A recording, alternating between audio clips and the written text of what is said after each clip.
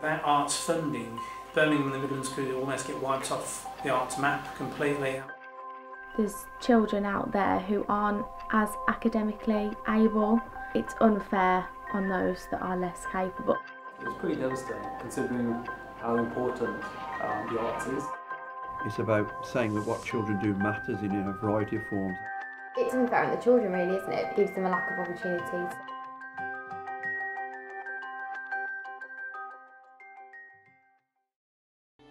For a lot of people, including myself, the arts can mean a great deal. Throughout my life, I've attended multiple extracurricular arts clubs, spent my education studying and enjoying the arts, and visiting theatres, museums and galleries like most children growing up. The arts for me were a form of escape from everyday life, a way to express myself and build my confidence. But for many, the opportunities I had are no longer available. In the last 10 years, 24 million has been taken from the arts budget, seeing smaller arts companies collapse, clubs shut down, job losses, and arts education fading dramatically. I want to find out the impact this has had and what the future looks like for the arts. All of this is being done so we can limit four-year reductions to 15% in core programmes like our national museums, the frontline funding provided to our arts, and Sport England's whole sport plans. We will complete the new world-class building extensions for the Tate Gallery and the British Museum, and the Secretary of State will provide details of further projects shortly. I mean, you have to remember every pound that's invested in the arts, it brings in £2 to £7 in terms of return. Every time we want to chill out, we look to the arts. And this is something that we need to maintain as a city. We need to ensure that we are supporting the arts in our city. For most people, studying and enjoyment of the arts is carried out within primary and secondary education. This gives young people the opportunity to take part in a subject which they may never have considered or had the opportunity to be involved in. Birmingham-based secondary school Bishop Challoner Catholic College is one of the many institutions feeling the financial squeeze, with GCSE performing arts becoming a B-Tech and A-levels being completely wiped from the curriculum. Basically, it's about inspiring creativity and self-esteem and expression. We're in a year of celebration at school at the moment, and the arts are at the heart of that. I think all students should have an opportunity for a broad and balanced education, and that the structure of the exam system reduces the opportunity for young people to have those options. And then the funding crisis that all schools are facing at the moment makes it even worse. Between 2003 and 2013, there was a 50% drop in GCSE numbers for design and technology, 23% for drama, and 25% for other craft-related subjects. Obviously children, to coin a phrase, are our future. And without educating them properly, you're compromising your future. So I think that's a massive cost, intangible cost. Olivia Moore is a student at Bishop Challoner who has been directly affected by the dramatic cuts to performing arts within her education. Cuts within Birmingham schools have gotten so bad that once she's completed her GCSEs, Olivia will have to travel up to 2 hours every day out of the city just to get a theatre education. I picked up your shirts this morning.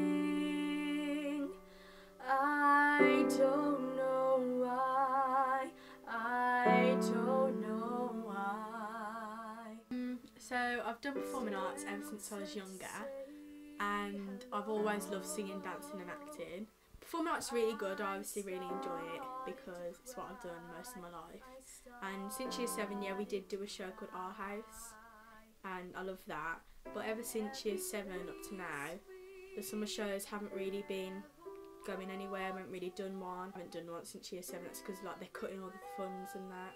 If I could do that exact course at my school, then it would just be so much easier. For young people whose talents lie in the arts, there is often one major factor that disrupts their ability to create: a massive lack of opportunity, particularly within the education sector. A career in women's football would be good, but that's quite limited already. And if they're putting the creative things out of school, it's just going to make it even harder. I love baking, but if all of the arts are being cut, then I can't really like express my creativity in like designing cakes and stuff.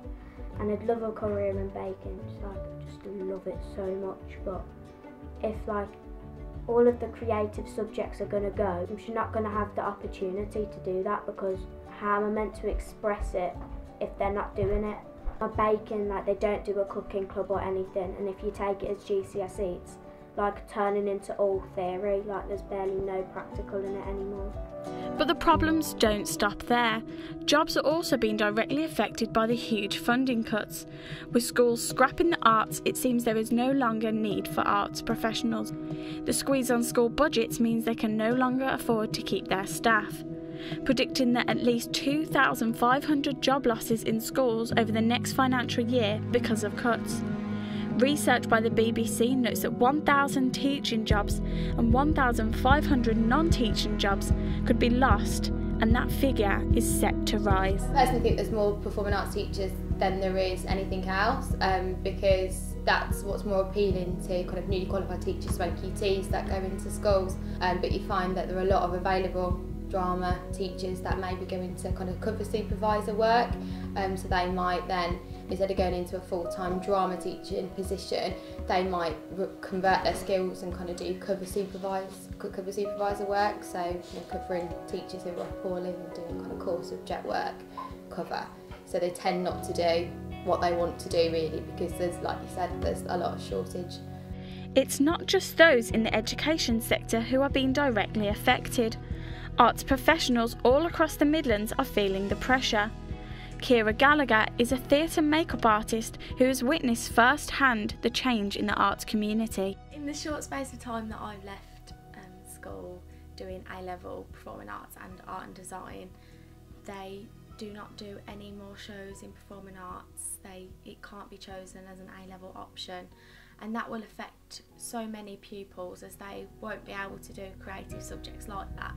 And it really does give you a break from doing the academic work to doing the creative work. It's more fun, and it's just such a shame that people can't do that, and it will affect their careers that they want to go into, because they won't have the experience or any knowledge on those areas to then further that career.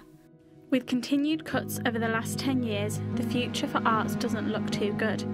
But with the general election coming up, Labour's Jeremy Corbyn promises to restore all funding to its former glory. Although the future looks uncertain, those affected seem optimistic. It's just what I want to do, like musical theatre is me, like I'll go out of my way to get there. And if I want it so badly, then yeah, I would travel far for it. As a city, we need to ensure that we are supporting the arts in our city. For the students, about achieving their full potential, and that means that we have a responsibility to ensure that the arts and other opportunities remain open to our young people.